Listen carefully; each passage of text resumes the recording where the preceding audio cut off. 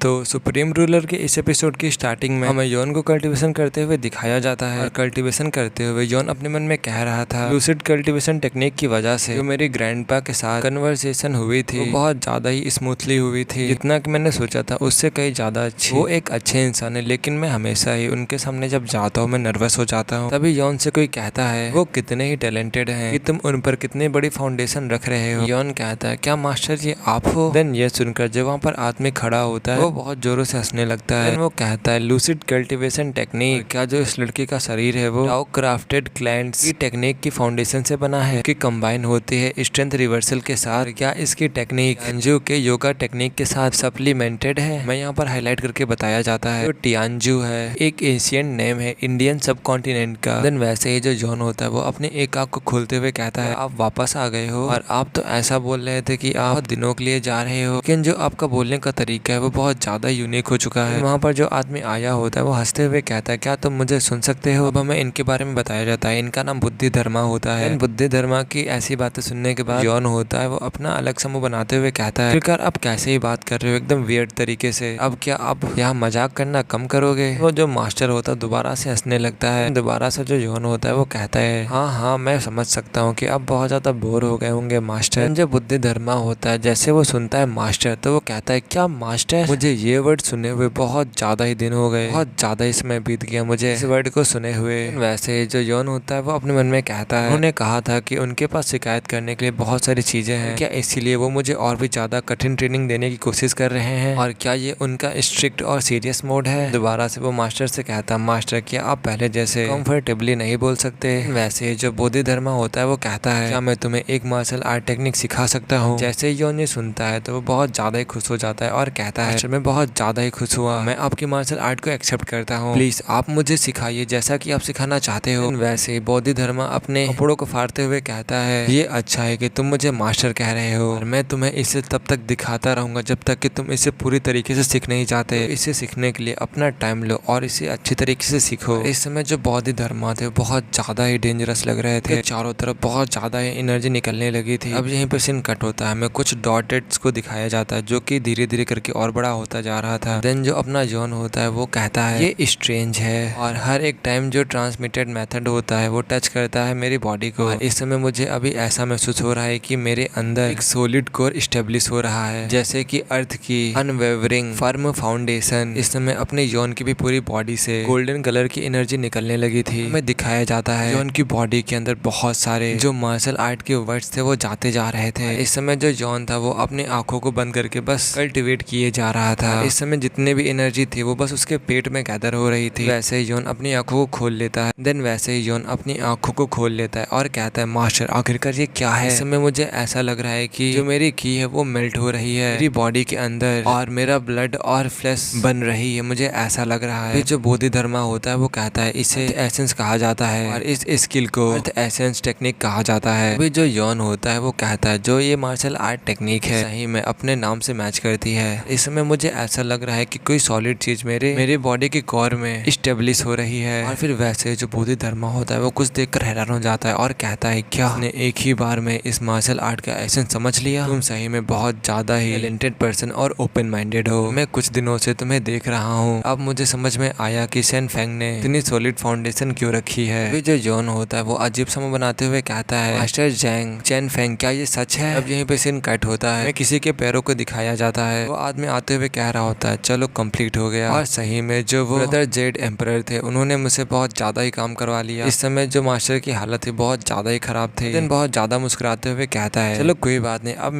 मुझे cute disciple से मिलने का टाइम आ चुका है, क्या मुझे उसे चेक करने के लिए जाना चाहिए? जैसे वो सामने देखता है तो वहाँ पर कोई खड़ा होता है। इस समय जो मास्टर जैंग थे वो बहुत ज्यादा ही गुस्सा हो चुके थे। फिर वैसे चिल्लाते हुए कहते आखिरकार तुम मेरे डिसिपल के साथ कर क्या रहे हो? और वैसे जब ना यॉन ये बात सुनता है तो वो कहता है ये वॉइस तो मेरे मास्टर जैंग की है। फिर वैसे जो मास्टर जैंग होते हैं वो बोधि धर्मा को वहाँ से हटाते हुए कहते हैं धर्मा यू ओल्ड मैन, तुम मेरे रास्ते से नहीं हटने वाले अभी भी? जब यॉन ये धर्मा का नाम सुनता है तो वो भी हैरान हो जाता है और कहता है क्या धर्मा? अब हमें धर्मा के बारे में बताया जाता है। जो धर्मा थे इन्हें संस्कृत में बोधि धर्मा भी कहा जाता था, कह सकते हो कि कहा जाता है। इन्हें सेंट्रल प्लेन में बोरी दालमा के नाम से भी जाना जाता है। ये एक लेजेंडरी मार्शल आर्टिस्ट थे, इन्हें सभी लोग धर्मा के नाम से जानते थे। And the founder who first open the gates of Shaolin in a small forest on mount song. ये रिवर्ड फाउंडर हैं शाओलिन के north star of mount tie. अब हमें मास्टर जैंग को दिखाया जाता है जो कि बहुत ज्यादा ही गुस्सा होते हैं और गुस्से में कहते हैं आखिरकार तुमने अब क्या सीखा। वैसे ही जो जॉन होता है वो कहता है एक ऐसी चीज जिसे कि अर्थ एसेंस टेक्निक कहते हैं। इस समय जो उसका मास्टर होता है वो अपने सर को पटकने लगता है, बहुत ज्यादा जोरों से चिल्लाते हुए कहता है ये अर्थ को डिवाइन टेक्निक माना जाता है, तुम बूढ़े इंसान कहीं के। अभी जो जॉन होता है वो अपने हाथों को देखते हुए कहता है मास्टर आप ये कह रहे हो कि मैंने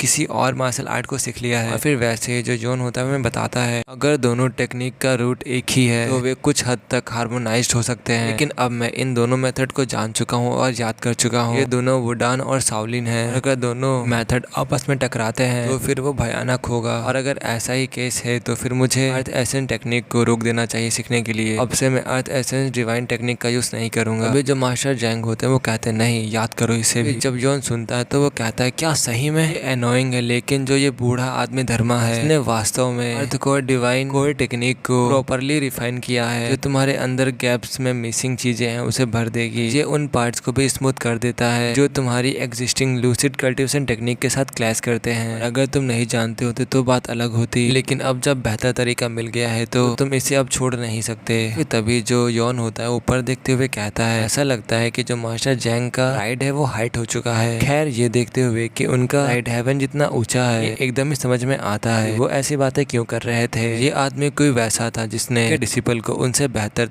उनके डिसिपल को रास्ता दिखाया था। इसमें कोई भी सोचने वाली बात नहीं है, और फिर भी इसके बावजूद वो इसे सहन करने के लिए तैयार है। मुझे भी एक बेहतर रास्ता मिला है, और इनके डिसिपल की जो ग्रोथ है वो उनकी प्राइड से कहीं ज्यादा ऊपर है। इस समय जो मास्टर जैंग थे उसके एक्सप्रेशन को देखकर कह रहे होते आखिरकार अभी इसके एक्सप्रेशन को क्या हो गया। फिर वैसे ही अपने आंखों में आंसू लाते हुए कहता है मास्टर मैं तो बस थोड़ा सा भावुक हो चुका था। तभी जो उसका मास्टर होता है वो चिल्लाते हुए कहता है क्या तुम अजीब चीजों से ऐसे प्रभावित हो जाते हो। खैर मुझे इस आदमी के प्रति थोड़ा सा दुख महसूस हुआ। फिर वैसे जो यॉन होता है वो अपने मास्टर से कहता है आप मास्टर धर्मा या फिर किसी और चीज के कर्जदार हैं।